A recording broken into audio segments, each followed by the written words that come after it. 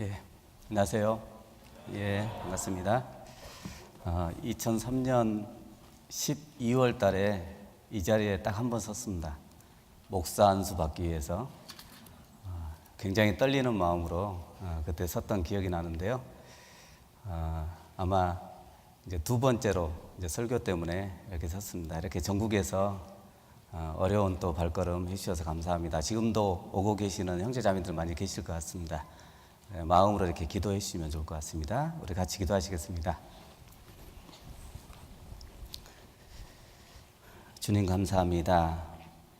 아무 소망이 없던 저희들에게 귀한 천국의 소망을 허락해 주셨고, 목적 없이 살아가던 헛된 인생길에 하나님의 귀한 목적으로 채우셔서 감사합니다.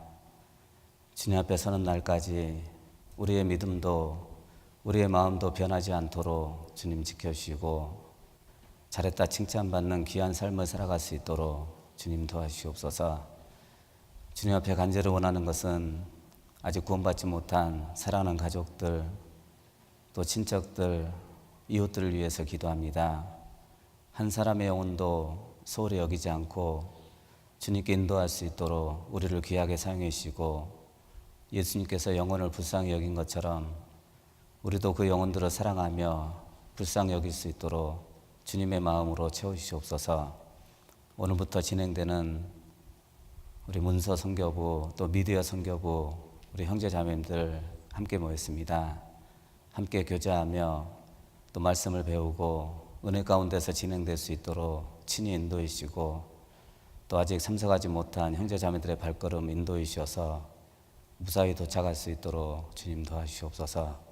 특별히 이곳 수양관에 소망관을 건축하고 있습니다. 아무 사고 없이 건축되어 많은 영혼들이 구원받는 복음의 전당이 될 수 있도록 주님의 손길로 함께해 주시옵소서. 모든 일정을 오로지 주님께만 맡기고자 합니다. 우리를 죄악 가운데서 구원해 주신 예수님의 이름으로 기도드렸습니다.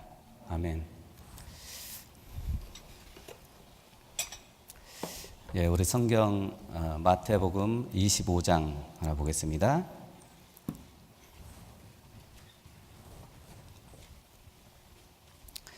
마태복음 25장 21절입니다.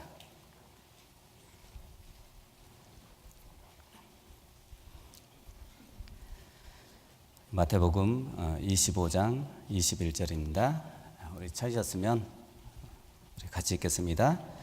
그 주인이 이르되 잘하였도다 착하고 충성된 종아, 내가 충성하였음에 내가 많은 것으로 내게 맡기리니 내 주인의 즐거움에 참여할지어다 하고 됐습니다. 반갑습니다. 저는 북수원 교회에서 교제하고 있습니다. 이번에 이렇게 미디어 선교부 또 함께 할 수 있는 좋은 기회도 하나님이 허락해 주셨고, 또 말씀을 전할 수 있는 기회도 허락해 주셔서 감사가 됩니다. 또 한편 마음으로는 굉장히 떨립니다. 이런 자리에 선다는 것 자체도 좀 부끄럽기도 하고, 또 가슴이 떨리기도 하고, 제가 처음에 간증했을 때가, 구원받고 간증했을 때가 86년도인데 집에서 구역 모임 할 때거든요. 근데 처음으로 구역 모임을 참석을 했는데 간증을 하라고, 그때 당시에 지금 이제 장로님도 같은 구역이었었고 집사님들도 계셨거든요.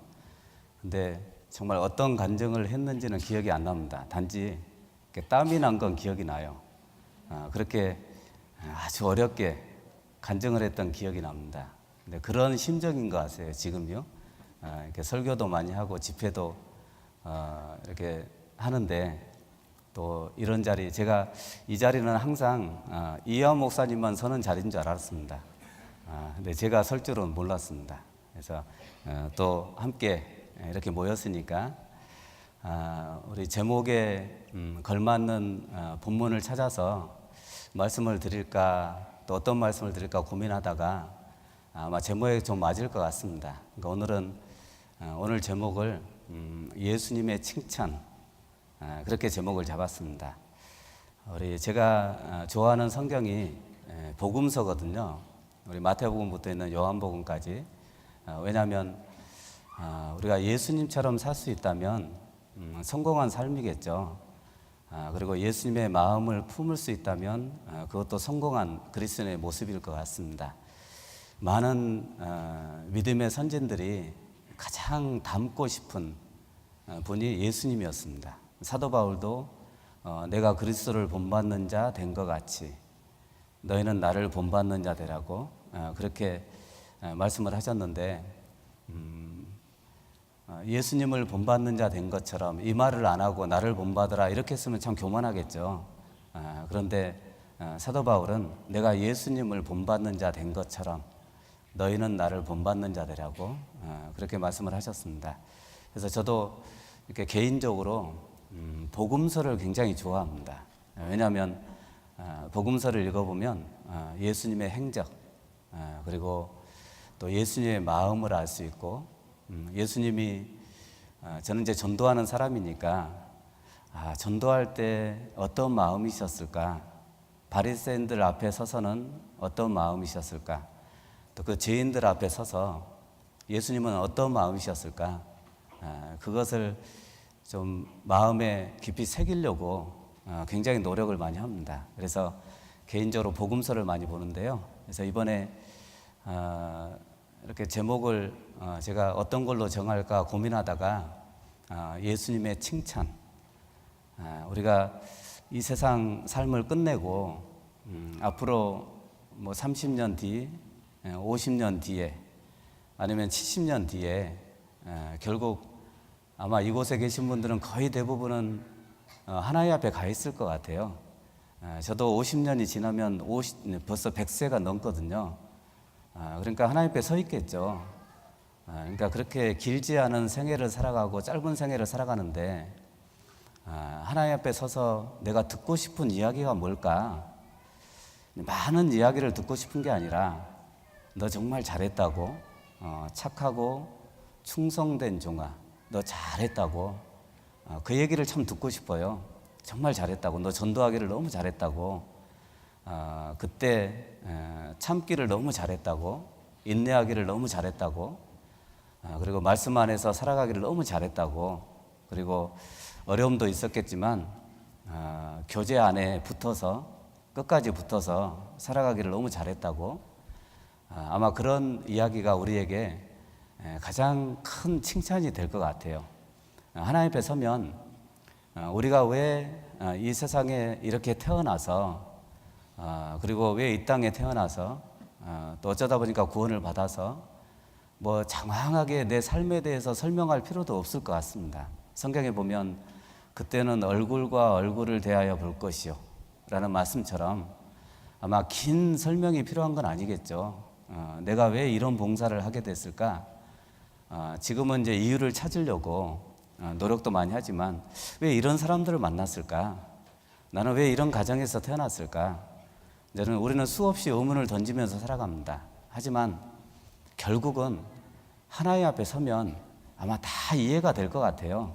물어보지 않아도, 딱히 하나님이 나에게 설명해 주지 않아도 우리가 듣고 싶은 건 그런 이야기가 아니고 내가 왜 이렇게 살고 있는지, 왜 이런 집안에서 구원도 받지 않은 집안에서 내가 먼저 구원받았는지, 그런 이유를 딱히 설명하지 않더라도 우리가 듣고 싶은 이야기는 넌 잘했다고, 그 가운데서도 정말 착하고 충성되게 그 일을 잘 해냈다고, 그 이야기가 가장 마음에 이렇게 우리가 듣고 싶은 이야기잖아요. 그래서 제가 이제 서두 차원에서 마태복음 25장에 있는 잘하였도다, 착하고 충성된 종아, 아마 모든 그리스도인들이 듣고 싶은 그런 내용일 것 같습니다. 그래서 우리 이제 그런 의미에서 오늘은 성경에 예수님의 책망도 많습니다.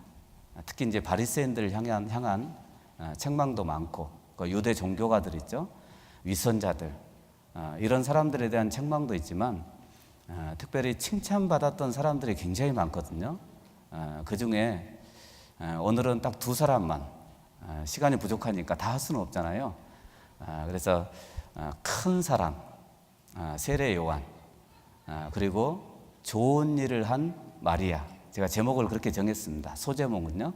그래서 큰 제목은 예수님의 칭찬, 그리고 작은 제목은 큰 사람, 세례 요한, 그리고 좋은 일을 한 마리아. 그래서 제목만 들어도 아마 우리 마음속에 좀 교훈이 되는 것 같습니다. 그래서 우리 이제 성교부라는 명칭으로 함께 이제 교제하고 있는 분들이니까 아마 여러 분야에서 우리 어느 사이엔가 모든 봉사 이렇게 부서가 성교부라는 이름을 붙였더라고요. 그래서 우리 여기 오신 분들은 이제 미디어 성교부, 문서 성교부, 또 방송 뭐 성교부, 또 교회 안에 뭐 문화 성교부도 있고, 또 각 나라 언어별로 영어 성교부도 있고, 또 몽골어 성교부도 있고, 요즘 또 북한 성교부도 있죠. 활발하게 전도가 되고 있습니다. 그리고 또 농아인 성교부. 저는 학예수양회 때 시각장애인들 집회를 하거든요. 그 시각 성교부. 보이지는 않지만 그 시각인들이 이제 그 유머를 알아요. 우리가 쓰는 유머를. 그래서 작년엔가 시각 성교부 집회하는데 어떤 시각장애인 형제님이 저에게 그러더라고요. 목사님, 저희들은 배는 게 없습니다. 이렇게 얘기하더라고요. 근데 우리는 유머스럽게 쓰는 이야기잖아요. 근데 그걸 알기 때문에 이제 웃으려고 하는 이야기예요. 근데 그 얘기를 듣는데 마음이 너무 아픈 거예요.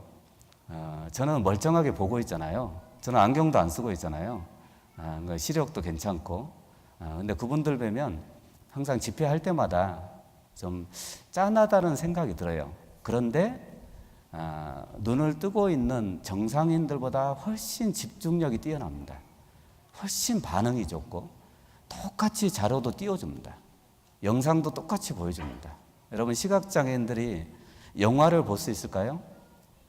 볼 수 있을까요? 없을까요? 못 보겠죠. 영화를 봅니다. 시각장애인들에게 들려드는 영화는 그러니까 설명을 해줍니다. 그래서 우리 예수님 십자가에 못 박힌 것도 설명을 해주면서 다 띄워줍니다. 영상을요. 그렇게 해서 깨닫는 분들도 많습니다.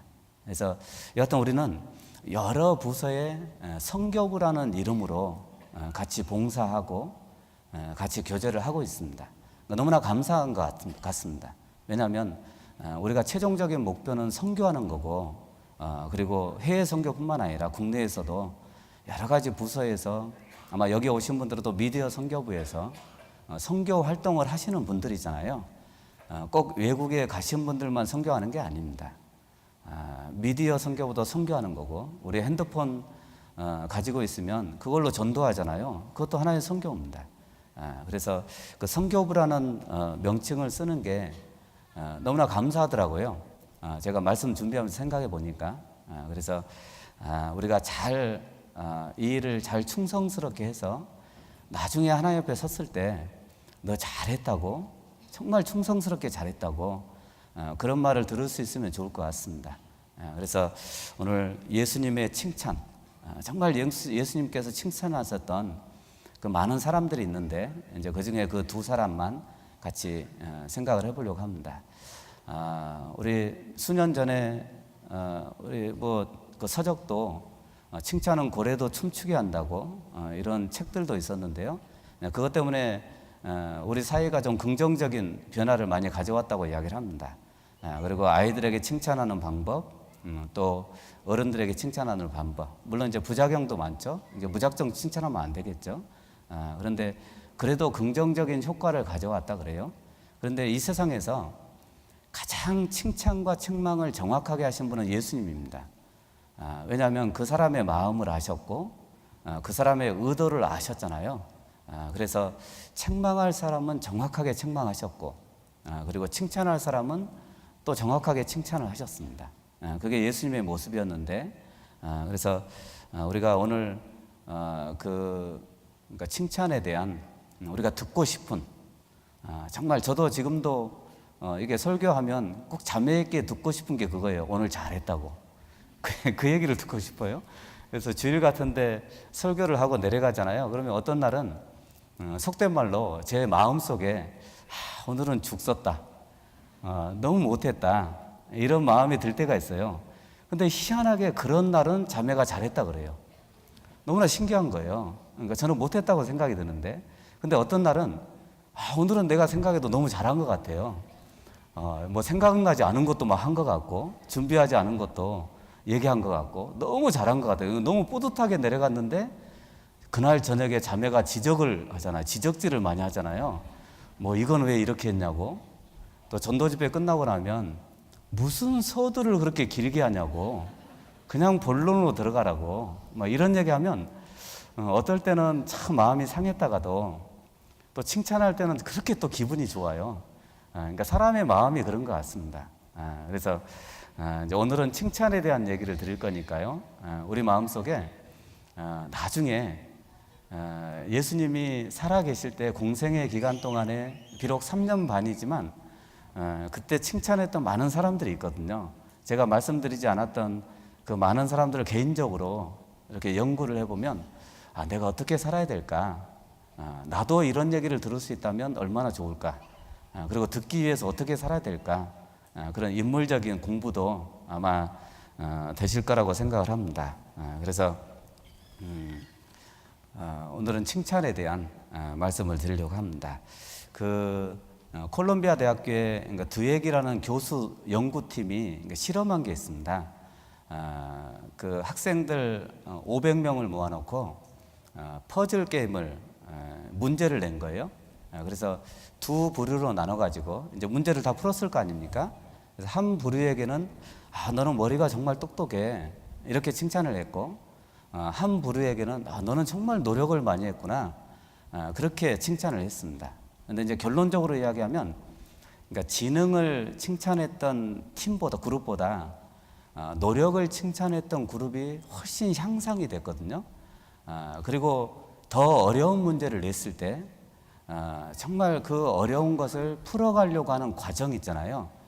노력을 칭찬했던 팀이 훨씬 의욕이 더 불타서 비록 풀지는 못해도 훨씬 의욕이 불타서 했다 그래요. 그래서 쉬운 문제하고 어려운 문제를 놓고 그 지능을 칭찬했던 아이들에게 선택을 하라고 이야기할 때 어려운 문제를 선택을 안 했답니다.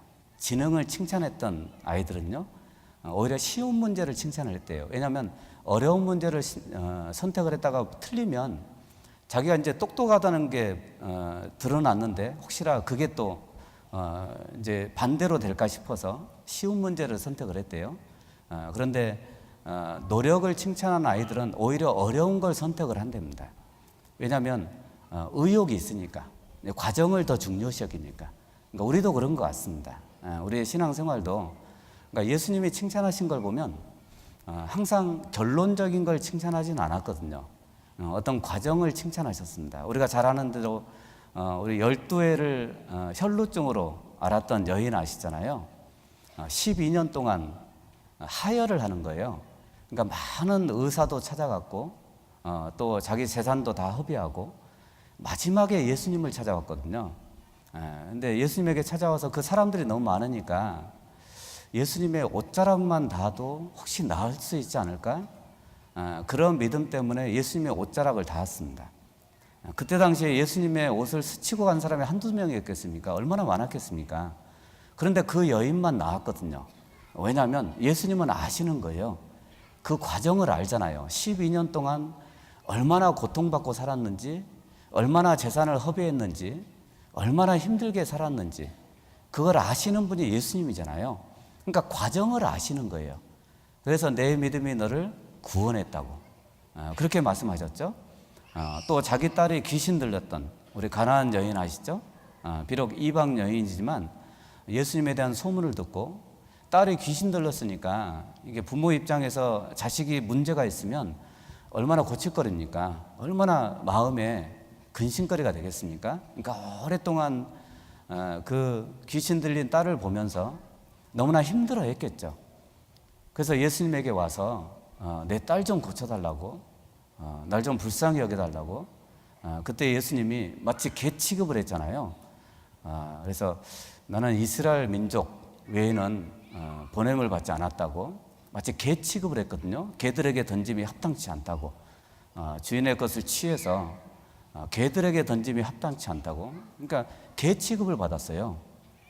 그러니까 얼마나 자존심이 상했겠습니까? 우리 같으면요.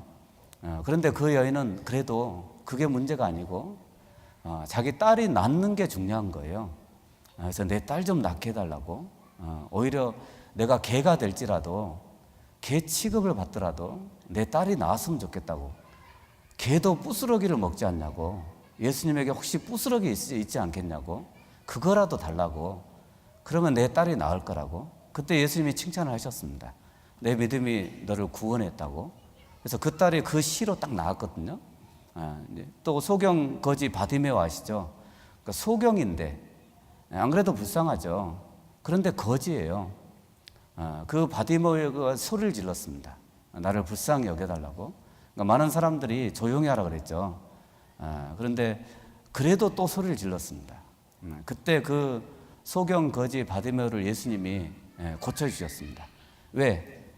과정을 아니까 그런 거예요. 얼마나 힘들게 살았는지, 그리고 얼마나 또 고난 가운데 살았는지 그 과정을 아시잖아요. 그러니까 예수님이 칭찬했던 사람들 보면 그 힘든 과정들이 다 있었더라고요. 그 힘든 과정들이 있었기 때문에 예수님은 칭찬을 하셨습니다. 그러니까 우리는 결론적인 것만 생각하는 게 아니라 이제 과정도 같이 따져서 아마 우리의 봉사도 마찬가지일 것 같습니다. 우리가 하는 일도 저도 이렇게 전도하는 사람이니까 또 전도인만의 어떤 힘든 또 과정도 있을 거 아닙니까? 또 외국에 선교 가신 선교사님들, 저희는 이제 몽골 선교를 하거든요. 가면은 정말 저희가 이렇게 경험하지 못하는 그런 힘든 과정들을 경험하신 분들도 굉장히 많습니다. 그리고 또 먹지 못하는, 우리는 쉽게 먹는 음식인데 외국 가면 쉽게 먹을 수 없는 음식들입니다. 너무나 편한 음식인데 외국에서는 그렇게 편하게 먹지 못하는 그런 음식들도 많거든요. 제가 전에 이렇게 몽골 가는데 몽골에 계신 목사님이 이렇게 올 때 그때 참외인가 좀 사다 달라고 그러더라고요. 참외를. 그래서 참외 한 박스를 사서 이렇게 짐에 넣어서 갖다 드렸거든요. 그래서 울란바토르 공항에서, 징기스칸 공항인데요. 거기서 만났는데 만나자마자 그러더라고요. 참외 가져왔냐고. 그러니까 저를 반가워해야 되는데 가져왔다니까 그렇게 좋아하시더라고요. 그러니까 저를 만난 거에 대한 반가운 게 아니라 참외가 그렇게 반가운 거예요. 그래서 제가 그걸 보면서 참외 너무 쉽잖아요. 우리는요. 여기서 사 먹기도 쉽고 너무 쉽게 사 먹잖아요. 그런데 그분들에게는 그렇지 않은 거예요. 그러니까 그런 과정을 하나님이 아실 거 아닙니까? 그러니까 아시기 때문에 더 많은 은혜를 주실 것 같아요. 그렇기 때문에 더 많은 칭찬을 주실 거라는 생각이 듭니다. 그래서 성경에 예수님께 나와서 고침받은 많은 사람들은 그 과정이 있었거든요. 그 힘든 과정이 있었거든요. 그 과정이 있었기 때문에 예수님은 칭찬할 수밖에 없었던. 그래서 오늘 그 두 사람, 그러니까 세례 요한, 이 세상에서 가장 여자가 낳은 자 중에 가장 크다고 이야기했던 세례 요한, 그리고 우리가 잘 아는 대로 마리아 아시죠? 향유옥합을 깨뜨려서 예수님의 죽으심을 준비했던. 제가 왜 세례 요한하고 마리아를 선택을 했냐면 이제 많은 제가 따로 서두에 말씀드렸던 그런 뭐 여인들도 있고 또 바디메오 이런 사람들도 있지만 세례 요한과 마리아는, 그러니까 세례 요한은 예수님의 초림을 준비했던 사람이거든요. 가장 가까이서.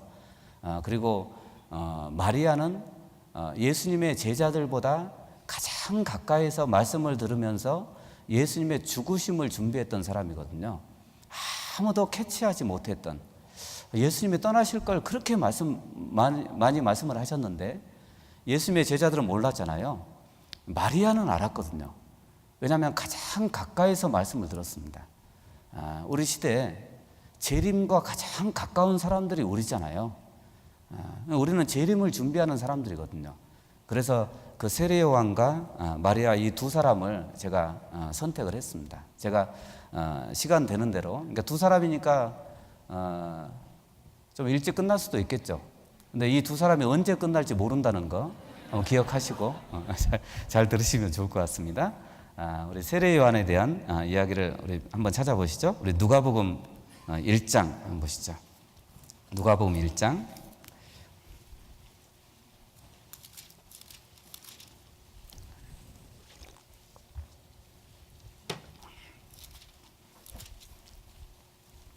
누가복음 1장 80절입니다.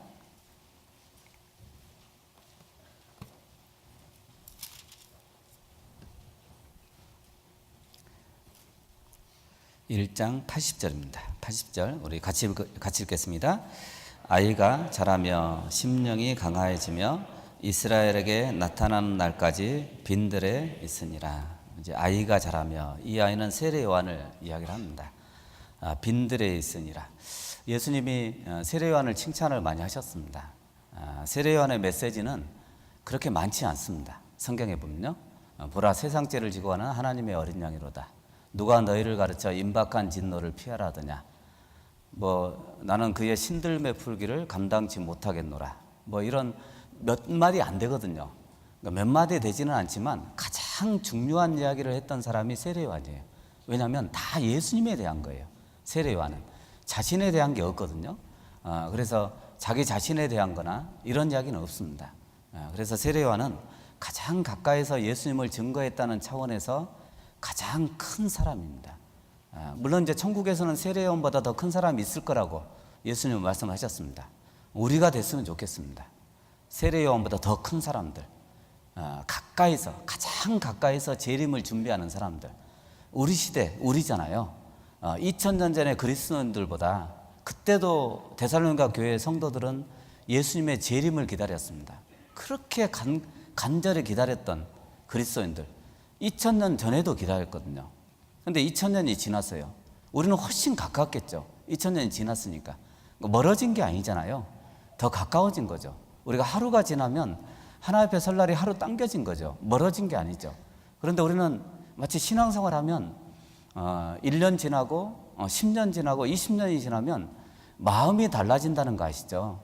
마치 멀어지는 것처럼 우리의 삶을 보면 예수님이 안 올 것 같은 그런 삶을 살아가는 사람들이 굉장히 많습니다. 그런데 우리 시대에 재림하고 가장 가까운 사람들이 구원받은 사람들이거든요. 현재 우리거든요. 가장 가까운 사람들이잖아요. 그러니까 세례 요한보다 훨씬 큰 사람이 될 수 있습니다. 그런데 또 반대로 정말 재림과 멀게 살아가는 사람들도 아마 우리 시대인 것 같습니다. 가장 풍요로운 시대, 또 죄가 만연한 시대, 그리고 신앙을 버릴 수 있는, 쉽게 버릴 수 있는 그런 세상적인 풍속도 많고 풍토도 많고 그런 시대에 살고 있는 것 같습니다. 여하튼 세례 요한은 이스라엘에 나타나는 날까지 빈들에서, 그 빈들이라는 개념 자체가 정말 성결한 자리죠. 고독하지만 아주 성결한 자리, 자기를 구별된 자리, 그런 자리에서 예수님의 나타나심을 기다렸던, 예수님을 증거하기 위해서 기다렸던 사람이 세례 요한입니다. 빈들에 있었던, 그리고 고난으로 단련된, 우리 광야에서 그 석청과 메뚜기를 먹고 지냈잖아요. 세례 요한은요. 그 고난의 자리, 그러니까 세례 요한이 앉고 싶었던 자리, 그 자리는 항상 고난의 자리, 고독한 자리지만 그래도 성결한 자리, 뭔가 구별된 자리죠. 그런 자리를 앉고 싶었던 거예요. 바리새인들은 좀 달랐죠. 바리새인들은 항상 무엇을 하든지 사람에게 보이려고 했잖아요. 기도를 해도 사람들이 보는 데서 했잖아요. 금식 기도를 해도 금식 기도 했다는 표가 확 나요, 얼굴에. 왜? 그렇게 칭찬받고 싶은 거예요, 사람들에게. 그러니까 하나님께 칭찬받고 싶은 게 아니라 주변에 당장 눈에 보이는 사람들에게 칭찬받고 싶은 거죠. 나 금식 기도 했다고. 그러니까 얼굴을 보면 마치 금식 기도 한 것처럼 보여요. 눈도 퀭하고 얼굴도 좀 노랗고 이렇게 보이는 거죠. 그러니까 바리새인들은 그랬거든요. 왜요? 바리새인들은 그런 자리가 너무 좋은 거예요. 상석이 너무 좋은 거예요. 앉고 싶은 자리가 너무 좋은 거예요. 재판장의 자리가 너무 좋은 거예요. 모세의 자리가 너무 좋은 거죠. 그 자리에 앉고 싶었던 거죠. 근데 세례 요한은 달랐거든요. 그러니까 세례 요한을 칭찬한 이유가 뭐냐면, 첫 번째는 세례 요한이 앉고 싶었던 자리가 달랐던 거예요. 마치 사도 바울처럼 하나님이 나를 미말에 두셨다고. 미말이 꼬리거든요. 머리가 아니라 꼬리에 두셨다고. 그러니까 꼬리는 머리가 가면 같이 따라가는 거예요. 머리가 흔들면 같이 흔들어야 되는 거예요. 꼬리가 머리를 흔들 수는 없잖아요. 그러니까 사도 바울은 그렇게 살았거든요. 그러니까 세례요한도 그랬습니다. 그러니까 굉장히 고독한 자리지만, 그 광야라는 고난의 자리지만 그래도 거기에 앉고 싶었던, 그 고독한 자리에 앉고 싶었던, 그리고 자신을 비웠던 자리, 세속에 물들지 않는 그 자리, 그 자리가 세례요한이 앉고 싶었던 자리였습니다. 우리 마태복음 23장 보시죠. 마태복음 23장입니다.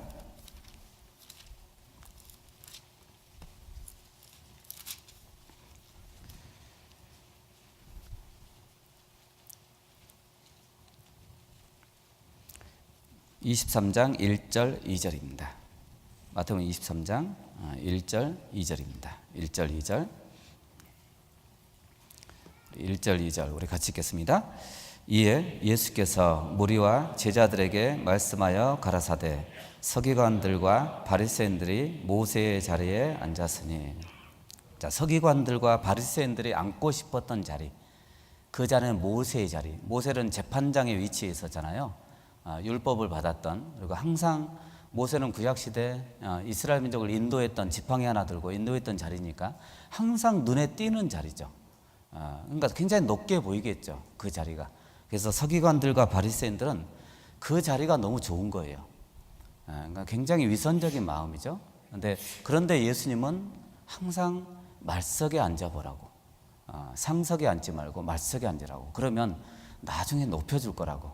그게 예수님의 말씀이었는데, 여하튼 세례요한은 그런 자리에 앉고 싶었던 사람이 세례요한입니다. 아주 겸손한 자리, 그리고 고독하지만 성결한 자리, 그리고 세속에 물들지 않는, 자신을 비웠던 그 자리. 우리도 그러고 싶잖아요. 저는 가장 좋을 때가 뭐냐면 그냥 혼자 있을 때, 혼자 조용히 성경 보고 또 말씀 듣고. 저희 전도인들은 이제 우리 신학원 공부라 그래서 매일마다 화요일부터 금요일까지 신학원 공부 1시간 분량의 말씀을 듣거든요. 우리 신학원이 있는 거 아시죠? 전도인들만 들어가는, 이렇게 아이들로 들어가면 뜨는 신학원이 있습니다. 성서 신학원이 있습니다. 근데 그 시간이 참 좋아요. 이렇게 앉아서 조용히 말씀 듣는, 시끄럽지 않고, 정말 시끄럽지 않은 조용한 자리. 우리 기도할 때 정말 조용할 때 기도하면 좋잖아요. 이렇게 다른 사람 시끄럽게 있는 그런 자리보다 집에서 조용히, 그러니까 예수님이 말씀하신 것처럼 골방에 들어가서 기도하라고, 그 조용한 가운데서 기도하라고. 그러니까 세례요한은 그렇게 살았던 것 같습니다. 그런 자리. 그래서 예수님만 높이고 싶었던 그런 자리, 그게 세례요한이 앉고 싶었던 자리였습니다. 그러니까 저도 이렇게 조금은 이해가 돼요. 정말 조용히 있을 때, 나 혼자 있을 때 성경을 보고 성경 연구하고 또 말씀을 듣고, 참 그 자리가 좋더라고요. 그렇게 앉아있는 자리가 참 좋아요. 우리도 아마 우리 형제 자매들도 많이 느끼실 것 같습니다. 조용하게 기도하는 그 자리, 아무도 없을 때 힘들지만, 그러니까 삶이 힘들지만 누가 알아주지 않지만 그래도 정말 하나님이 알아주실 거야, 그러면서 기도하는 그 자리 있잖아요. 그러면서 마음의 위로를 받고 또 말씀 들었던 게 생각이 나고 또 묵상이 되고. 여러분, 묵상을 하려면 반드시 조용함이 필요하거든요. 그 조용한 자리가 필요합니다. 그래야만 생각이 나죠. 그래서 세례요한이 앉았던 그 자리입니다. 하나님만 높이는 자리. 그러니까 우리가 그런 자리에 항상 앉아 있었으면 좋겠습니다. 그러니까 다른 사람이 알아주지 않아도 상관없죠. 사람에게 인정받지 않아도 상관없잖아요.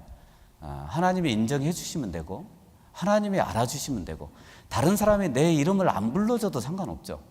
하나님이 불러주시면 되잖아요. 그죠? 그러면 되는 거죠. 우리 삭개오처럼. 아무도 몰랐잖아요. 삭개오 예수님을 만난 적이 없거든요. 그런데 여리고로 지나가신다는 소식을 듣고 만나봐야 되겠다. 도대체 어떤 분일까? 그러니까 소문만 들었겠죠. 한 번도 만난 적이 없거든요.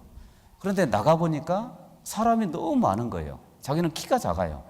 뭐 난장이는 아니지만 일반적인 사람들보다 다 작았던 것 같습니다. 그런데 육신적으로는 부자예요. 평생 먹을 돈이 있겠죠. 세리장이니까 세리들 중에서도 장급이니까 얼마나 돈이 많았겠습니까? 지금으로 얘기하면 돈을 얼마나 착복을 많이 했겠습니까? 그러니까 돈이 많겠죠. 그러니까 평생 먹을 돈이 있겠죠. 그런데 약점이 있는 거예요. 육신적인 약점, 키도 작고 사람이 많고. 그런데 예수님을 만나보고 싶은 거예요. 나갔는데 사람이 너무 많아요. 자기는 키가 작죠. 그리고 가버렸으면 평생 예수님을 못 만났을 겁니다. 그런데 내가 키가 작고 사람이 많은 게 무슨 상관이 있냐? 뽕나무에 올라가면 되지. 올라갔습니다. 그래서 우리 성지순례 가면 여리고에 지금 사람이 살고 있거든요. 거주 지역이거든요. 여리고에 가면 그게 사실인지는 모르겠어요. 삭개오의 뽕나무라는 뽕나무가 지금도 있어요. 그 길 삼거리에 있습니다. 근데 그건 사실인지는 모르겠습니다. 아마 관광 때문에 그렇게 설정을 해놓은 것 같기도 하고, 여하튼 뽕나무에 올라갔어요. 애들이나 올라가는 거잖아요. 그 어른이 올라간 거 세리장인데 올라갔습니다. 그런데 누가 불러줬냐면 예수님이 불러줬어요. 삭개오가 부르기 전에 삭개오야 내려오라고. 한 번도 만난 적이 없잖아요. 그런데 예수님이 삭개오야 그랬잖아요. 그죠? 어쩌면 우리의 신앙도 그럴 것 같습니다. 정말 외로울 때, 정말 힘들 때, 내가 고독한 자리에 있을 때 내 이름을 불러주신 분이 내 형제 자매가 아니고 내 주변에 있는 사람들이 불러주기를 원하는 게 아니라 하나님이 불러주시면 되죠. 누구야? 이렇게 불러주신다면 정말 위로가 되겠죠. 그런 자리에 앉아 있었던 사람이 세례요한이거든요. 그죠? 그래서 알아주지 않더라도 하나님이 내 이름을 불러줄 수 있다면 그는 성공하는 거예요. 그게 위로가 되는 거예요. 그런데 우리는 너무나 바리새인들과 같은, 서기관들과 같은 그 눈에 띄는 자리, 그런 데 앉고 싶어하고, 그리고 누군가 내 이름을 불러주기를 원하고, 누군가 나를 알아줬으면 좋겠고, 이거 누가 했어? 그 형제가 했어요. 꼭 그 얘기를 듣고 싶어하고, 그게 우리의 마음이잖아요. 그러지 않아도 상관없거든요. 전혀 상관없잖아요. 하나님이 불러주실 수 있다면 삭개오야 했던 것처럼, 그죠? 저는 문우식인데 우식아 이런 것처럼 얼마나 좋겠습니까? 하나님이 그렇게 불러주실 수 있다면 얼마나 좋겠습니까? 그죠? 그러니까 우리 신앙이 그런 것 같습니다. 그래서 아마 세례요한을 예수님이 좋아하셨을 것 같아요. 왜? 그 낮은 자리를 좋아했으니까. 세례요한은요. 우리 요한복음 3장 한번 보시죠. 요한복음 3장입니다. 요한복음 3장 29절입니다.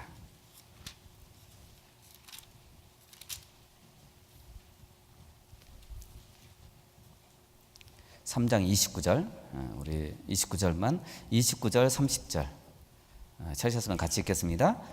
신부를 취하는 자는 신랑이나 서서 신랑의 음성을 듣는 친구가 크게 기뻐하나니 나는 이러한 기쁨이 충만하였노라. 그는 흥하여야 하겠고 나는 쇠하여야 하리라 하니라. 자, 그는 흥하여야 하겠고 나는 쇠하여야 하리라. 존귀 영광 모든 권세 누가 받고? 내가 받고? 멸시천대 십자가는 누가 받고요? 그거는 내가 받고, 존귀 영광 모든 권세는 주님이 받고. 우리 찬송가에도 그 내용 있잖아요. 그는 흥하여야겠고 나는 쇠하여야 하리라. 이게 세례요한의 마음이었습니다. 그래서 아마 세례요한을 가장 큰 사람이라고 예수님이 말씀하시지 않았나 그런 생각이 듭니다. 왜냐하면 세례요한이 앉고 싶었던 자리를 아니까, 그러니까 띄워주고 싶은 거예요. 그 낮은 자리에 앉고 싶어 하니까 예수님은 높여주고 싶은 거예요. 그게 세례요한의 모습이었거든요. 그리고 이제 또 한 가지는 세례요한은 타협하지 않는 사람이었습니다. 정말 강직한 사람이죠. 정말 무식할 정도로 강직한 사람이에요. 우리 헤롯이 자기 동생의 아내를 취한 것 때문에 감옥에 갇혀서 목 잘라 죽었거든요. 세례요한은 얼마나 강직한 사람입니까? 그러니까 어떻게 생각하면 좀 헛된 죽음이라고 생각할 수도 있을 것 같습니다. 이제 그렇지 않습니다. 하지만 세례요한이 죽는 그 개념은 이미 예수님을 증거했기 때문에 어떻게 가든 상관없어요. 목 잘라서 죽든. 우리 성경에 보면 예수님의 제자들의 죽는 모습이 없잖아요. 12 제자의 죽음의 모습이 안 나와요. 왜냐하면 그게 중요한 게 아니니까 그런 거예요. 우리 지금도 마찬가지죠. 구원받은 사람이 암에 걸려서 죽든 교통사고 나서 죽든 어떻게 죽든 상관없어요. 갈 때가 되면 가요. 수명이 다해서 죽든.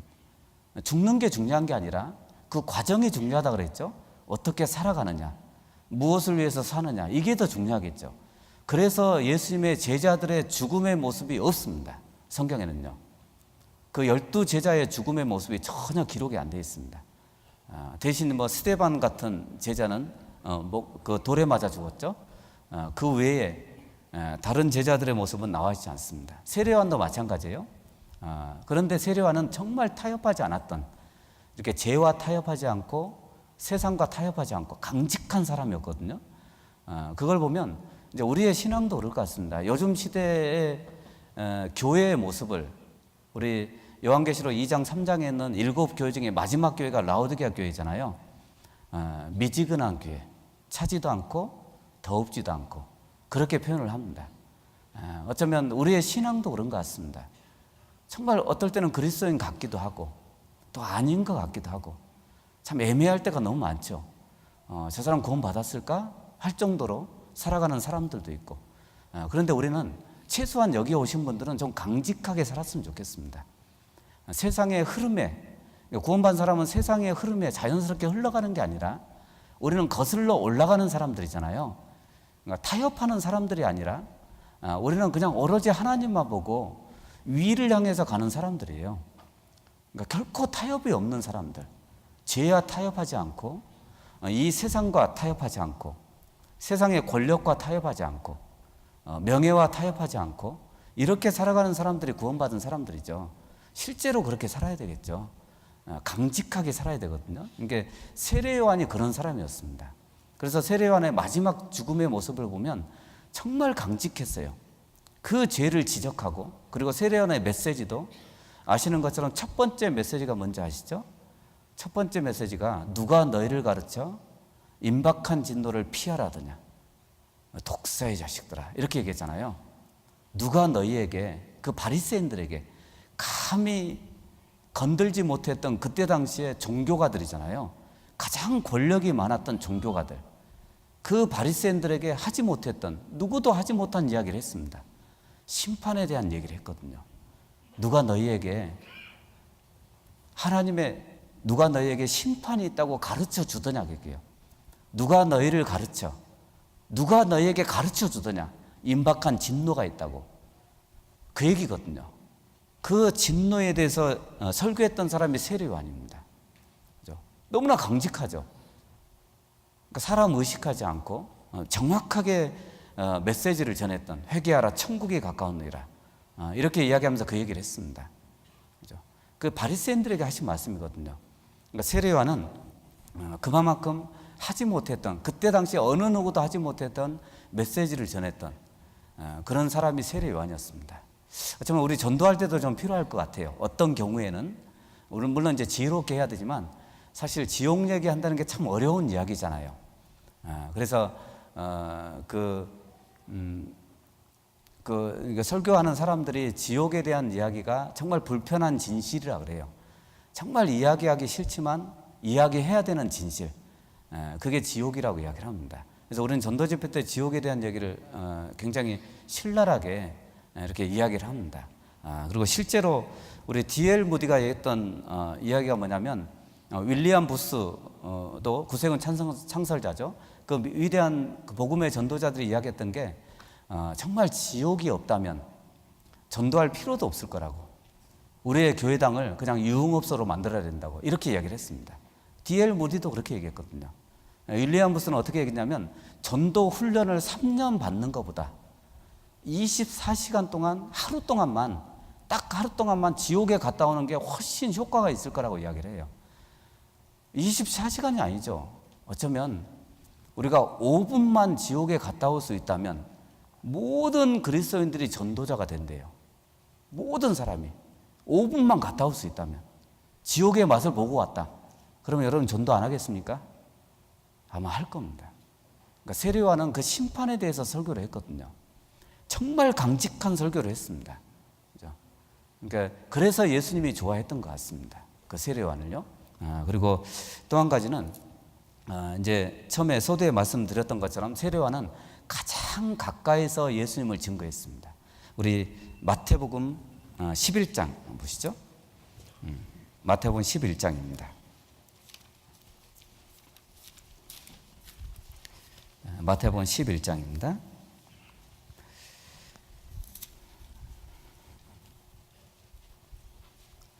(11장) 11절입니다.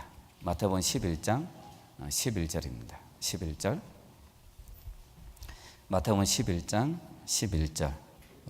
찾으셨으면 같이 읽겠습니다. 내가 진실로 너희에게 말하노니 여자가 낳은 자 중에 세례 요한보다 큰 이가 일어남이 없도다. 그러나 천국에서는 극히 작은 자라도 저보다 크니라. 자, 여자가 낳은 자 중에 세례 요한보다 큰 이가 일어남이 없도다. 세례 요한은 아무 이적도 없습니다. 오로지 말씀 하나 가지고 했죠. 그런데 왜 세례 요한을 크다고 얘기했냐면 뭐 어떤 이적도 없고 어떤 기적적인 일도 행하지 않았던 사람이지만 가장 가까이서 예수님을 증거했거든요. 여러분, 가장 가까이 있는 사람이 가장 권세가 있는 사람이죠. 대통령 옆에 바로 옆에 있는 사람, 뭐 비서실장이든지 그 사람이 가장 권세가 있는 사람이죠. 그런 것처럼 세례 요한은 가장 가까이서 예수님을 증거했기 때문에 그런 차원에서 여자가 낳은 자 중에 가장 큰 사람이라고. 근데 우리 시대, 우리는 재림에 가장 가까운 사람들이죠. 우리가 더 큰 사람이 될 수 있습니다. 천국에서는 세례 요한보다 더 큰 자들도 있을 거라고 이야기를 합니다. 우리 여호수아 22장 한번 보시죠. 여호수아 22장입니다. 22장 1절입니다. 여호수아 22장 1절. 22장 1절, 1절부터 제가 읽겠습니다. 1절부터 3절까지입니다. 제가 읽겠습니다. 그때 여호수아가 루벤 사람과 갓 사람과 므낫세 반 지파를 불러서 그들에게 이르되 여호와의 종 모세가 너희에게 명한 것을 너희가 다 지키며 또 내가 너희에게 명한 모든 일에 내 말을 너희가 청종하며, 우리 3절은 같이 읽죠. 오늘날까지 날이 오래도록 너희가 너희 형제를 떠나지 아니하고 오직 너희 하나님 여호와의 명하신 그 책임을 지키도다. 따라서 한번 해보시죠. 날이 오래도록. 예. 자, 이 얘기를 했던 지파가 이제 여호수아가 세 지파. 그러니까 이스라엘 민족이 요단강을 건너서 7년 동안 가나안 정복 전쟁을 했잖아요. 그런데 요단강을 건너기 전에 이미 요단강 동쪽 땅, 현재 요르단 쪽이거든요. 동쪽 땅을 분배받은 지파가 있었습니다. 세 지파가 있었죠. 루벤 지파, 갓 지파, 므낫세 반 지파. 그러니까 이 세 지파는 요단강을 건너지 않아도 돼요. 건널 필요가 없죠. 왜? 이미 분배를 받았으니까. 그런데 여호수아는 같이 가자고 했거든요. 그런데 이 세 지파가 같이 했습니다. 7년 동안. 여러분, 요즘 군대 가면 2년이잖아요. 그런데 7년 동안 자기 가족을 다 놔두고 자기 식구들 놔두고 그리고 7년 동안 가나안 정복 전쟁을 같이 해줬어요. 요단강을 건너가서. 세 지파가 얼마나 고맙겠습니까? 그것도 항상 선봉했었어요. 가장 용감한 지파, 이 세 지파가요. 늘 선봉해서 줬거든요. 그죠? 좀 소극적으로 할 필요도 있잖아요. 할 수도 있을 거 아닙니까? 왜? 자기들 땅이 아니니까. 이미 분배받았으니까. 그래서 마지막 이제 7년간의 가나안 정복 전쟁이 끝나고 이 세 지파를 먼저 불렀어요. 불러놓고 너무 고맙다 그 얘기예요. 날이 오래도록 같이 해줘서 고맙다 그 얘기입니다. 그러니까 저는 이 날이 오래도록 마음에 너무 와닿는 거예요. 날이 오래도록. 그죠? 그 옆에서 정말 여호수아 옆에서 목숨을 내놓고 같이 전쟁을 해줬거든요. 뭐 죽은 사람들도 있겠죠. 그죠? 그리고 이제 떠나 보내는 장면이에요. 굉장히 눈물겨운 장면이죠. 여호수아 입장에서 한번 생각해 보세요. 얼마나 고맙겠습니까? 우리 봉사를 하면 가장 고마운 사람이 누구예요? 정말 고마운 사람. 봉사를 잘하는 사람, 능력 있는 사람이 아니에요. 우리 교회는 전문가가 필요한 게 아니잖아요. 능력 있는 사람이 아니라 끝까지 같이 해주는 사람이에요. 밤 늦게까지 같이 해주는 사람. 우리 되게 늦게까지 뭐 성도 교제의 밤 어떤 행사를 준비하면 뭐 중간에 다 떠나고 없잖아요. 결국 몇 사람 안 남죠. 근데 정말 고마운 사람이 누군지 알아요?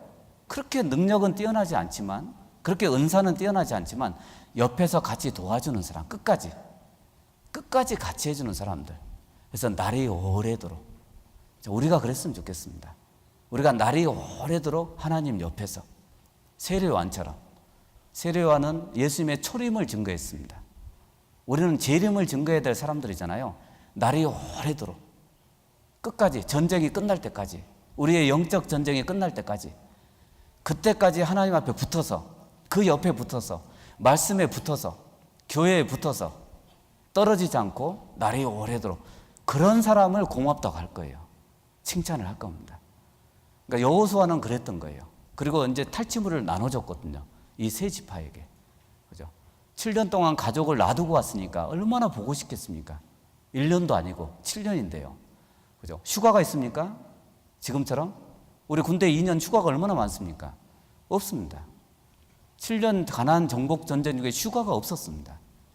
집에 돌아간 적이 없거든요.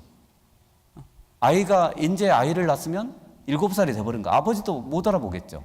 아빠도 얼마나 보고 싶겠습니까? 그런데 7년 동안 그 눈물겨운 전쟁을 해준 거예요. 그러니까 여호수아가 너무 고맙겠죠. 너무 고맙다고, 날이 오래도록 같이 해줘서 고맙다고 그렇게 칭찬을 했습니다. 그러니까 세례요한도 그랬던 사람입니다. 그죠? 예수님 바로 옆에서 증거했던, 그죠? 정말 딱 달라붙어서 증거했던. 그러니까 우리가 그랬으면 좋겠어요.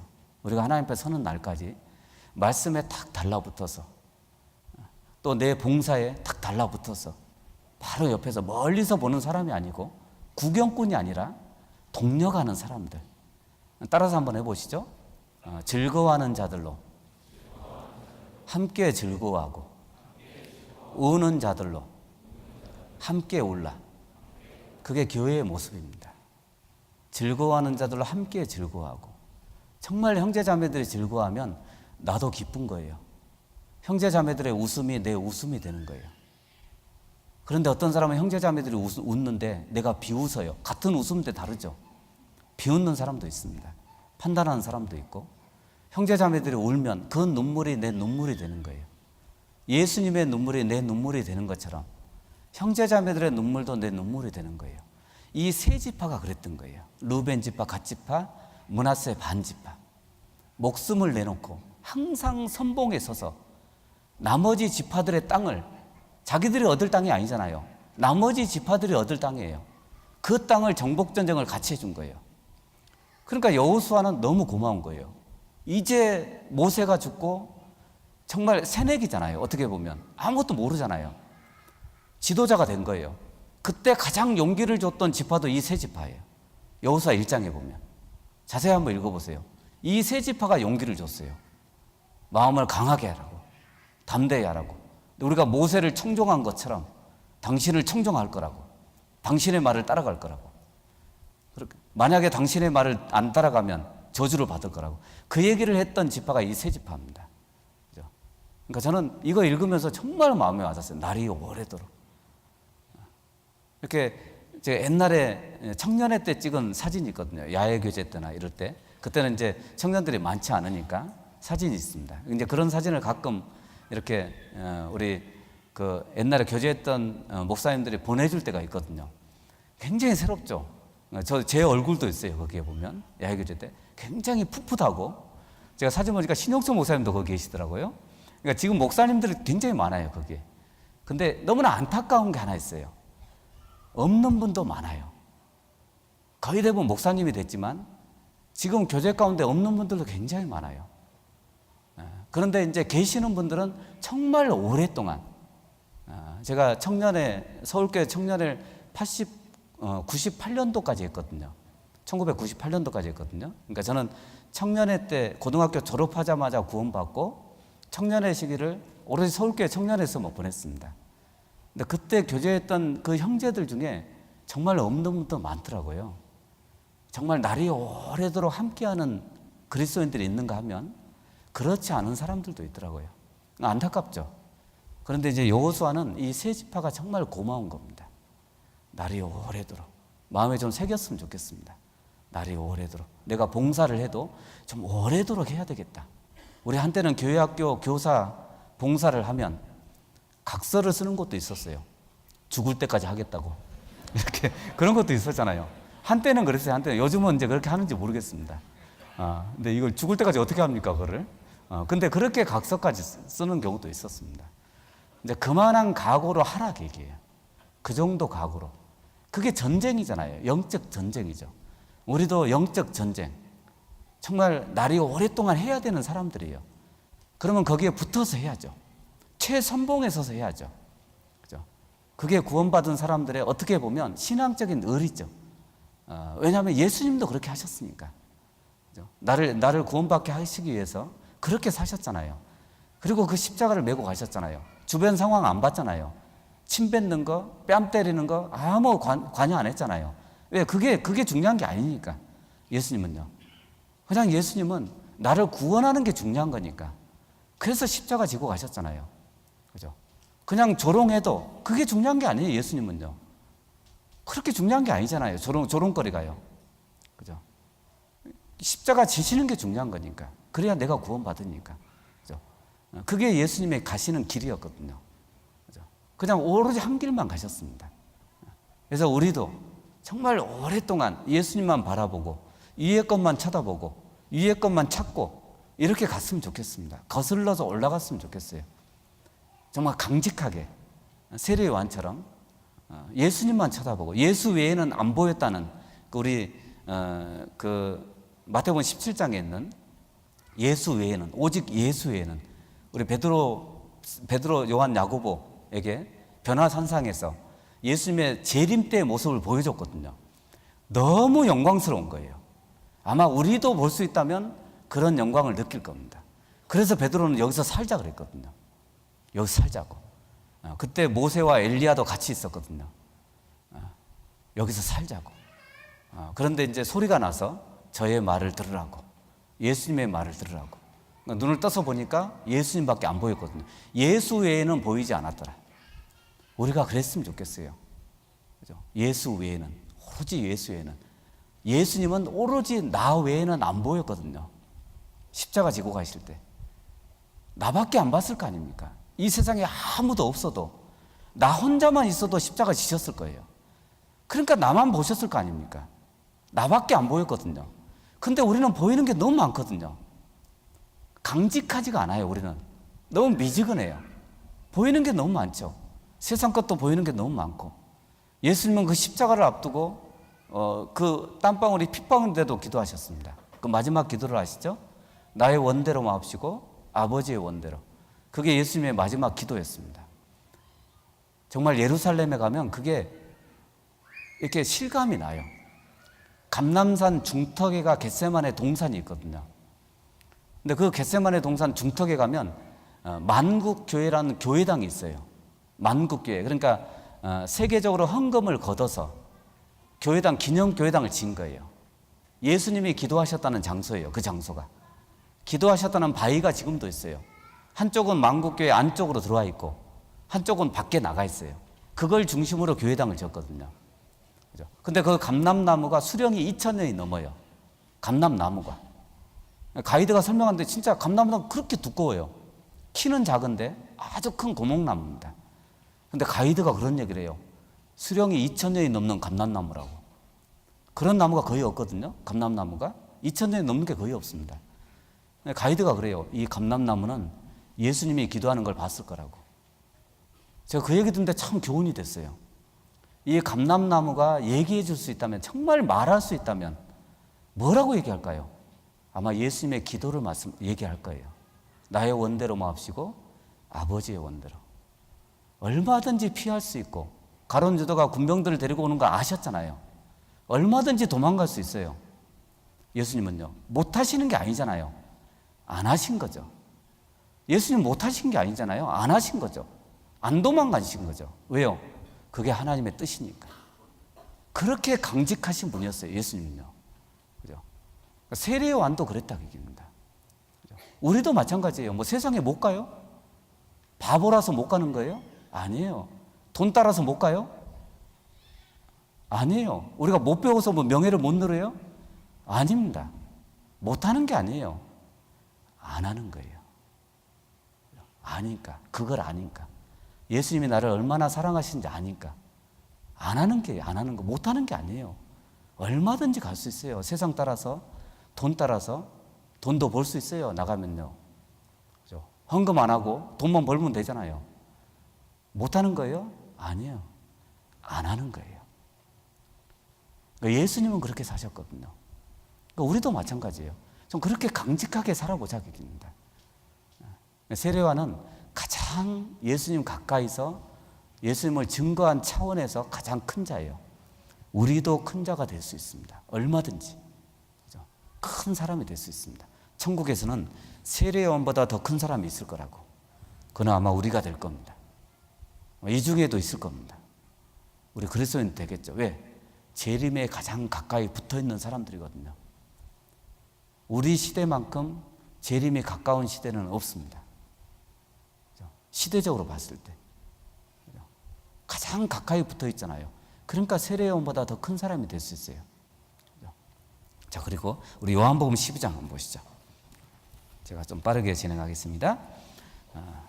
이제 마리아에 대한 예수님의 죽으심, 장사심을 준비했던 마리아. 요한복음 12장입니다. 12장 1절입니다.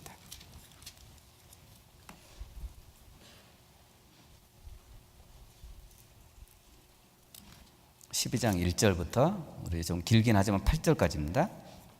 8절까지 우리 찾으셨으면 같이 읽겠습니다.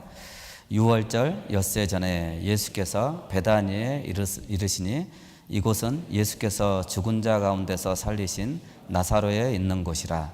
거기서 예수를 위하여 잔치할세. 마르다는 이를 보고 나사로는 예수와 함께 앉은 자 중에 있더라.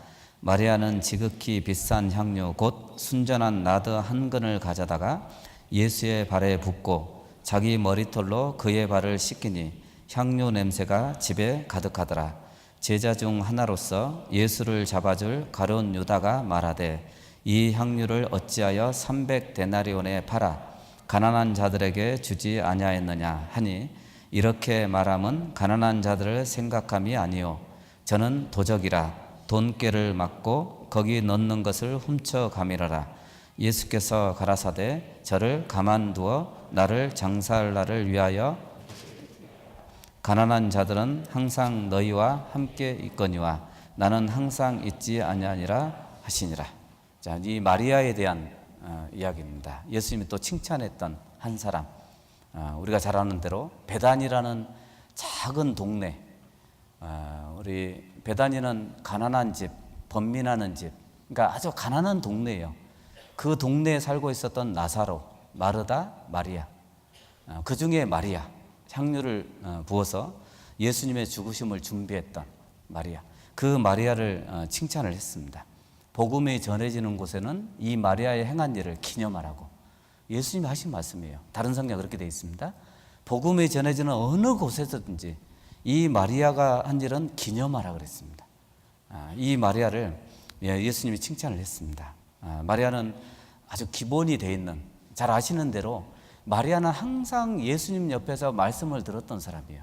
정말 신앙적인 기본이 되어 있는 그런 사람이 마리아였거든요.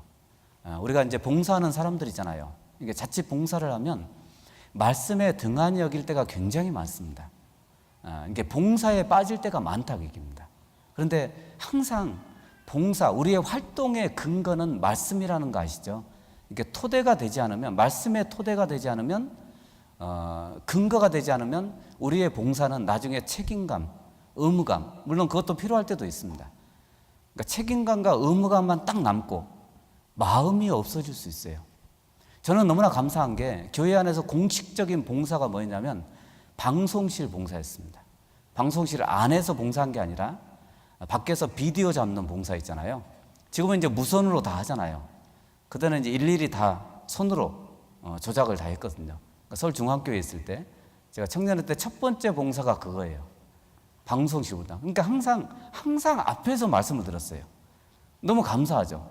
저는 너무나 게으르고 또 쉬고 싶고 늘 뭐 저도 학교 다닐 때 앞에 앉는 거 그렇게 싫어했거든요. 항상 그래서 창문가 뒤에 뭐 구석에 이렇게 앉았거든요. 그런데 방송실 봉사를 하다 보니까 비디오를 잡아야 되니까 앞에 앉아야 되잖아요. 그래서 늘 앞에서 들었던 기억이 나요. 우리 이제 서울중학교 인덕원 이사 오기 전에 청년회 때 방배동에서 거기서 이제 비디오 잡는 봉사를 했거든요. 근데 지나고 나니까 너무 감사한 거예요, 그게. 늘 앞에서 들었고, 또 찬송가를 제가 이제 찬송가 할 때는 형제자매들 이렇게 비춰줘야 되잖아요. 그러니까 찬송가를 볼 수가 없죠. 외웠어요. 그래서 제가 성경 외우듯이 이렇게 조그만 쪽지에다가 찬송가를 외웠던 기억이 나요. 지하철 타고 다니면서 늘 지하철을 타면 성경 읽고 그 찬송가 외우고. 그래서 지금도 찬송가를 부르면 어느 정도 막 기억이 나요. 그때 불렀던 그 찬송가 있잖아요. 가사가 기억이 나요. 이게 찬송가 안 봐도 기억이 납니다. 그때는 이제 젊었을 때니까 기억이 나죠. 근데 너무 감사했어요. 앞에 있다는 게 그렇게 감사했어요. 가까이 있다는 게 참 감사하더라고요. 나중에 지나고 나니까 가까이서 말씀 들을 수 있고. 그래서 이 마리아가 그런 사람이었어요. 정말 기본이 돼 있는 사람이었어요. 여러분, 봉사에 치우치는 게 아니고, 여러분 일을 잘하려고 하면 안 돼요. 일을 잘하려고 하면 안 되고 마음이 좋아야 돼요. 그러려면 말씀을 가까이 해야죠. 그러니까 특히 봉사를 많이 하는 사람일수록 더 말씀을 더 가까이 해야 됩니다. 그거는 기본이죠. 우리 운동을 해도 기본이 가장 중요하잖아요. 저는 이렇게 새벽에, 그러니까 시간이 되면, 그러니까 물론 모임이 있을 때는 거의 못 하는데요. 가끔 이렇게 체육관에 가서 배드민턴을 치거든요. 배드민턴 치면 그 시청 선수들이 올 때가 있어요. 선수들 연습하는 걸 봤거든요. 제가 하는 거하고 똑같아요. 실력은 훨씬 낫고, 그 사람들이. 근데 제가 하는 걸 똑같이 해요. 제가 레슨 받는 거 있잖아요. 레슨 받는 거 선수들도 똑같이 해요. 얼마나 오랫동안 그랬겠습니까? 정말 수년 동안, 뭐 학교 다닐 때부터, 초등학교 때부터 그 일을 했을 거 아닙니까? 그런데도 여전히 처음에 시작할 때는 똑같아요. 기본 훈련이 똑같아요. 다른 게 아니에요. 똑같이 해요. 왜? 그게 돼 있어야 실전에서도 할 수 있거든요. 그걸 응용할 수 있거든요. 쉽게 얘기하면 폼이 나와야 돼요. 그러니까 폼이 안 나오면 다른 걸 못 합니다. 그러니까 운동선수들이 항상 처음에 몸 풀 때 보면 똑같은 걸 합니다. 아주 기본적인 걸 합니다. 그러니까 우리도 마찬가지입니다. 그 기초, 기본이 굉장히 중요합니다. 그러니까 마리아는 그런 사람 중에 한 사람이에요.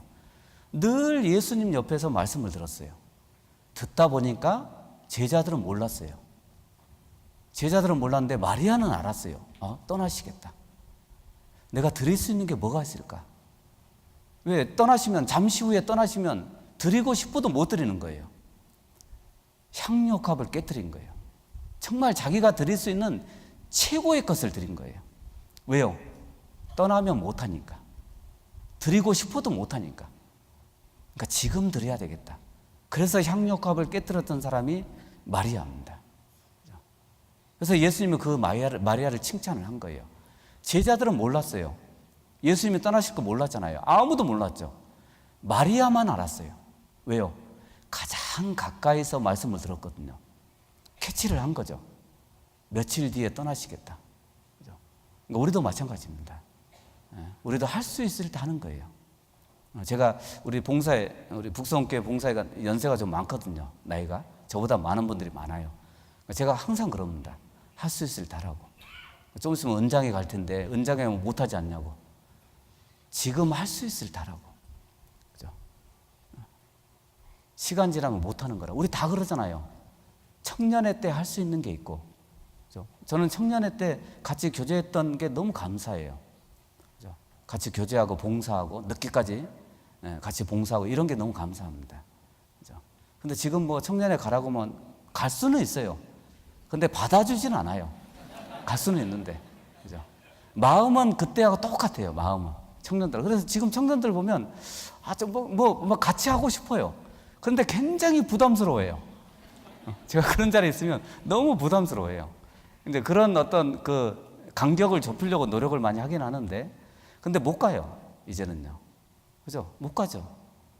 언젠간 목회도 끝나겠죠. 시간이 지나면. 그죠? 앞으로 20년 지나면 뭐 20년도 안 남았습니다. 끝나겠죠. 할 수 있을 때 해야 돼요. 그래서 제가 어떤 책에 보니까 설교자에 대한 책이더라고요. 책에 보니까 설교는 어떻게 해야 되냐? 다른 건 기억이 안 나는데 저는 책 읽으면 잘 기억이 안 나요. 근데 홍 목사님은 다 기억하신다 그러잖아요. 그 얘기 들으면 굉장히 짜증나요. 읽으면 다 기억이 나신대요. 근데 저는 기억이 잘 안 나요. 근데 중요한 것만 딱 기억이 나요. 근데 어떤 책에 보니까 설교는 유언처럼 말해요. 유언처럼. 여러분 죽는다고 한번 생각해 보세요. 무슨 얘기 하겠어요? 유언은 뭐라고 할까요? 쓸데없는 얘기 안 할 거 아닙니까? 그죠? 그러니까 우리 신앙이 그랬으면 좋겠어요. 우리 신앙이 할 수 있을 때 내가 유언처럼 살 수 있다면 얼마나 좋을까? 사람이 유언할 때는요, 악한 사람도 정직해져요. 악한 사람도. 아시죠? 죽음 앞에서는 정직해져요. 하물며 우리는 구원받은 사람들입니다. 하나님 앞에서 언제 갈지 모르는 사람들이에요. 그리고 우리의 때가 정말 내가 이것을 영원히 할 수 있는 게 아니잖아요. 천국에 가면 일을 하는 게 아니잖아요. 천국은요. 이 땅에서 하는 거예요. 할 수 있을 때 하는 거예요. 내가 조금이라도 젊을 때, 조금이라도 힘이 있을 때. 그러니까 마리아는 힘을 다해서 했다 그래요. 힘을 다해서. 왜? 그게 최고의 것이에요. 마리아에게 있어서. 최고로 드릴 수 있는 게 향유옥합이에요. 자기가 드릴 수 있는 최고예요. 그게. 그걸 드렸거든요. 우리는 뭘까요? 뭘 드릴까요? 조금 있으면 예수님이 오실 거 아닙니까? 잠깐 후에 오실 거 아닙니까? 내가 드릴 수 있는 게 뭘까요? 최고의 것이 뭘까요? 내 젊음일까요? 내 물질이 될까요? 그렇다면 그걸 드려야죠. 내 힘이 있다면 그걸 드려야죠. 시간이 있다면 그 시간도 드려야죠. 최고의 것을 드려야죠. 남는 걸 드리는 게 아니에요. 액세서리를 드리는 게 아니에요. 메인을 드리는 거예요. 내 삶의 메인을 하나님께 드리는 거예요. 마리아는 그랬어요. 최소한 마리아는 그랬습니다. 자기가 드릴 수 있는 최고를 드렸습니다. 그러니까 기본이 되어 있는 거죠. 그 마리아를 기념하라고 한 거예요. 복음이 전해지는 어느 곳이든 이 마리아를 기념하라고. 그래서 지금도 이야기하는 거예요. 그걸 기념하기 위해서. 우리 여호수아 한번 보시죠. 여호수아 4장 보시죠.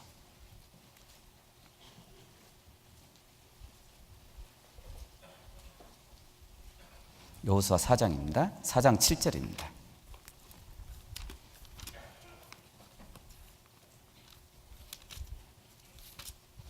여호수아 4장 7절입니다.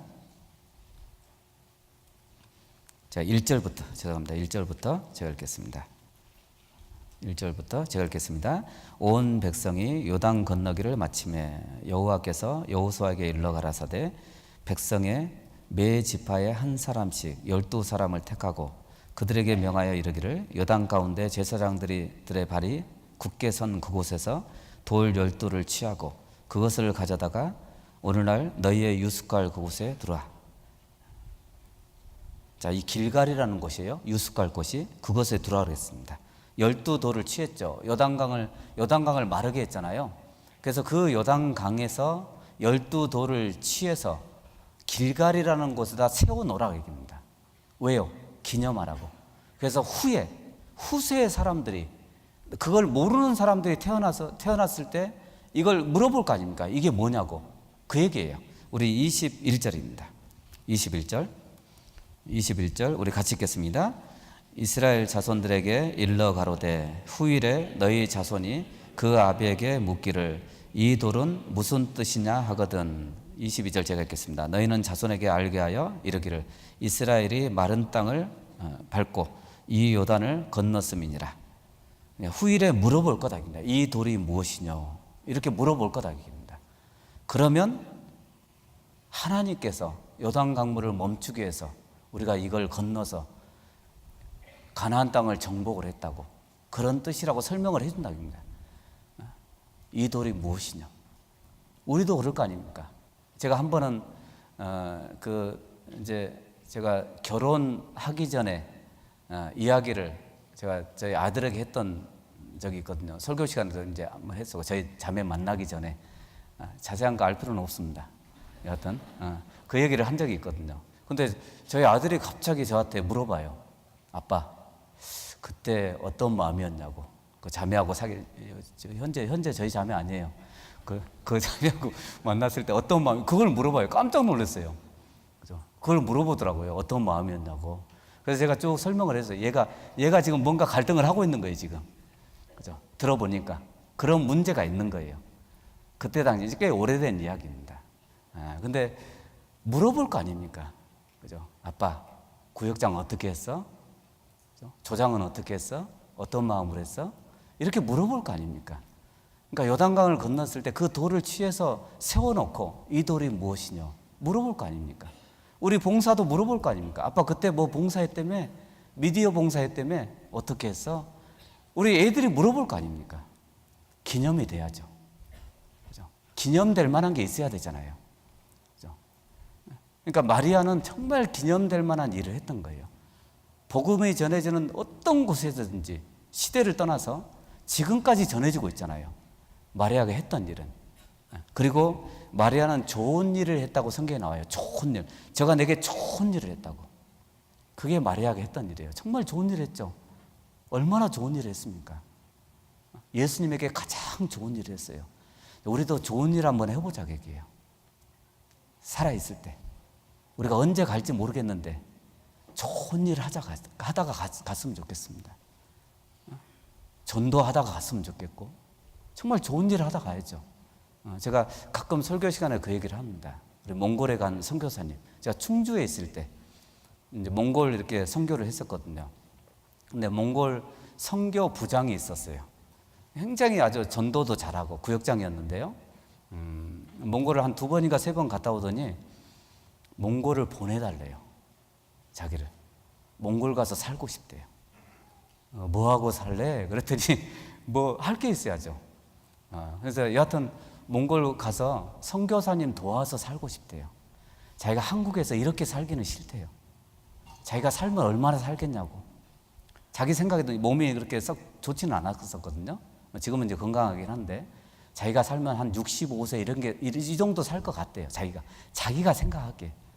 그래서 이렇게 살기는 싫대요. 몽골을 보내달라고. 1년을 쫄랐어요. 1년을. 그래서 제가 처음에는 2억을 준비해오라고 그랬어요. 2억. 2억. 한국 돈으로 2억. 왜냐하면 그걸 넣어놓고 이자를 이제 받아야 그때 당시 이자가 14%, 지금은 17% 그런다 그래요. 그러니까 2억 넣으면 몽골 2배니까요. 4억이잖아요. 엄청나죠. 갑부예요, 갑부. 1억만 넣어놔도 갑부예요. 또 오늘 또 다 가서 1억 넣어놓나 또. 그래서, 근데 뭐 1억도 안 돼. 아파트 팔고 이렇게 하면. 그래서 그냥 보낼 수는 없잖아요. 그래서 몽골에 있는 선교사님들하고 교제해서 보냈어요. 1년 뒤에 보냈어요. 쫄르고 1년 뒤에 보냈거든요. 보냈는데 그 중하라라는 지역으로 보냈거든요. 선교사님 도와서 전도하라고. 애들까지 다 데리고 왔습니다. 한 가정이 간 거예요. 그래서 1년 뒤에 이제 보내고 나서 1년 뒤에 제가 그 지역에 담당하고 있었으니까 갔습니다. 가서 그 형제랑 교제하면서 어떠시냐고 제가 물어봤어요. 근데 그 형제가 딱 한마디예요. 제가 정말 눈물 났어요. 그 얘기 듣고. 딱 한마디예요. 목사님, 저는 행복합니다. 그 얘기예요. 저는 너무 행복합니다. 하고 싶은 거 하니까 너무 행복하대요. 자기는. 정말 하고 싶었잖아요. 선교사님 도와서 전도만 하고 싶대요. 자기는. 한국에서 이렇게 살기는 싫대요. 그러니까 하고 싶은 거 하니까 너무 행복하대요. 제가 그 얘기 듣는데 너무 눈물 났어요. 행복하다 그러니까.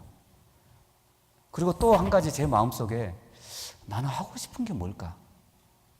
여러분, 그리스도인이 하고 싶은 게 한다는 게 얼마나 감사합니까? 여러분, 하고 싶은 게 뭐예요? 정말 그거 하는 게 행복한 거예요. 뭘 하고 싶어요? 정말 주님을 위해서 살고 싶잖아요. 하고 싶은 거 해요. 말로만 그러지 말고. 마음으로만 각오만 하지 말고 실제로 그렇게 살아봐요. 그게 행복한 거예요. 전도하고 싶잖아요. 가족들 전도하고 싶죠. 그거 해요. 하고 싶은 게 해요. 우리 가족들 어떻게 할 건데요? 나는 하루 살면 하루 동안 천국을 향해서 가요. 내 가족은요, 하루 동안 지옥을 향해서 가요. 내가 구원받은 지 10년이 됐으면 나는 10년 동안 천국을 향해서 가고 있어요. 천국과 가까워졌어요. 내 가족은요, 10년 동안 지옥과 가까워졌다니까요.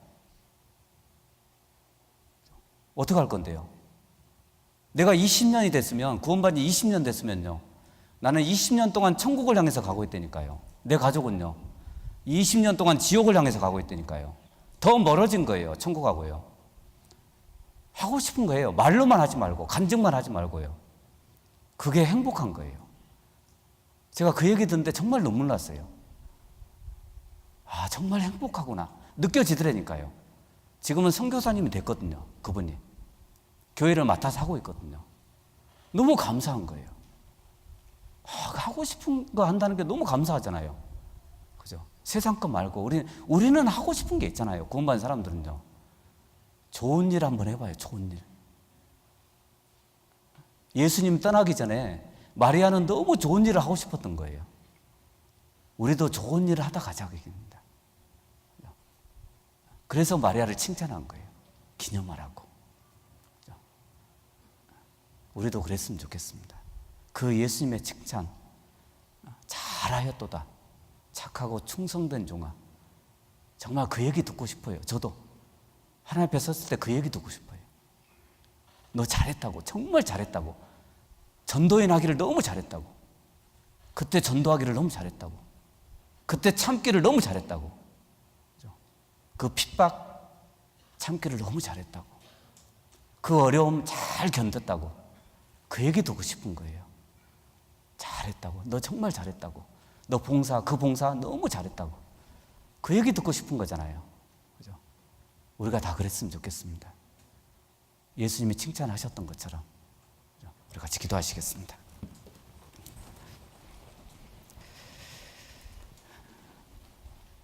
주님 감사합니다. 죽어 마땅한 저희들 구원해 주셨고 하나님 나라의 귀한 자녀로 삼으셔서 감사합니다. 또한 이 땅에서 영원히 함께 하신 귀한 약속도 허락해 주셔서 감사합니다. 특별히 귀한 시간 저희들 하나님 말씀으로 함께 해주셨고 또 다른 일정으로 함께 하고자 합니다. 귀한 은혜의 시간이 될 수 있도록 주님 도와주시고 우리가 하는 모든 봉사가 하나님의 영광을 위한 모든 일이 될 수 있도록 주님 도와주시옵소서. 우리의 마음과 생각 지켜주셔서 아직 구원받지 못한 가족들, 친척들에게 귀한 복음을 전할 수 있도록 우리를 귀하게 사용해 주시옵소서.